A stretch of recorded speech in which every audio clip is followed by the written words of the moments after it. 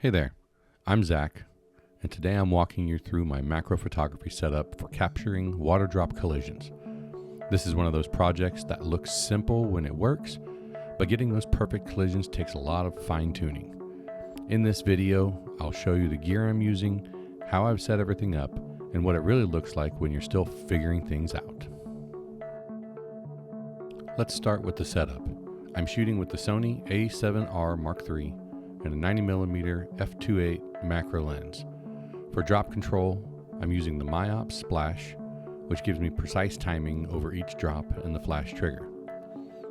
For lighting, I'm using one Godox AD200 and two Godox MF12s. Today the MF12s are set to 1/64th and the AD200 is dialed down to 1/28th to keep the flash duration nice and short. You'll see a few different diffuser setups throughout the video. I started out with both MF12s firing through a cheap cutting board I picked up on Amazon, held in place with a 3D printed mount I designed myself. Everything's arranged on this table. Camera on a tripod, flash is positioned to freeze the action, and a catch basin under the dropper.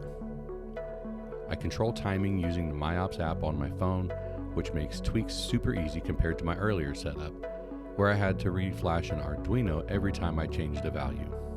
You'll also see my S22 Ultra on the table. I use it in super slow mode to record the drops so I can see exactly when the flash fires. That helps me dial in precise timing adjustments in the Miops app. Here's what the settings look like on my phone. You can adjust the drop size, delay between drops, and flash trigger timing. It can take a lot of trial and error, so I usually keep my eye right here to watch the results in real time. It's kind of like playing a slot machine. Sometimes you hit the jackpot, but most of the time not so much. Here's a reality check. Getting two drops to collide at just the right time, the flash firing perfectly, is hard. These are just a few of my early attempts. Missed collisions, mistimed flashes, or shapes that just didn't form. This is actually where the bulk of the work happens. I'll tweak the delay between drops by a few milliseconds and try again. Sometimes I'll adjust the flash timing or change the height of the dropper, whatever it takes to bring those elements into sync. Today's shoot is all water, no milk or additives. I wanted to focus purely on lighting adjustments to add some visual character. I shoot at 1/250th of a second for shutter speed, and I try to keep the aperture between f5.6 and f8. That gives me a decent depth of field without sacrificing for sharpness. And just a quick side note, this was impossible when I was using extension tubes or reversing lenses. A proper macro lens makes a huge difference. Even a budget one is a solid upgrade if you're serious about this. I start with just a plain white light just to get some basic collisions. With the AD200 bouncing light off the backdrop, it adds a bit of depth. Once I'm confident in the timing, I'll toss a blue gel on the AD200 and check this out. Look how much character this image has now, just from that bit of color hitting the background. So that's the setup and the trial phase.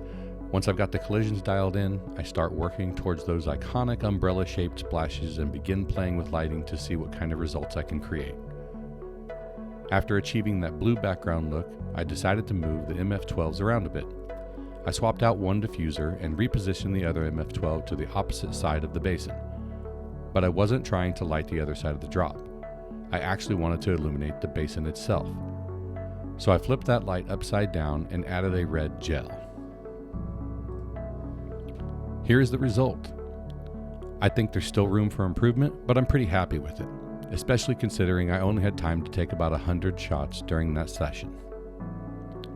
For comparison, in a previous unfilmed evening shoot, I took over 1,000 photos and was really excited until I got to my computer and discovered that every single shot was just slightly out of focus. Brutal. I'll be covering how I'm preventing that from happening again in an upcoming video, so stay tuned. Like I said earlier, this is a process, and I want to keep learning right alongside you. If you've got tips, tricks, or ideas, I'd love to hear them. Drop a comment below and let's learn together. And hey, if you're trying this at home and it's not quite coming together yet, don't get discouraged. The missed shots are just part of the fun. Thanks for tagging along for this behind the scenes look at my macro setup. If you've got any questions or want a deeper dive into a specific part of the process, drop a comment below. I've got more macro experiments on the way, so hit the like button and subscribe if you want to follow along. And just a quick note, my video production itself is very much a work in progress. I'm learning as I go, both behind the camera and in front of it. So if you have any feedback on the videos, editing, pacing, audio, anything, I'd really appreciate it. I want to keep improving, and your input helps me do that.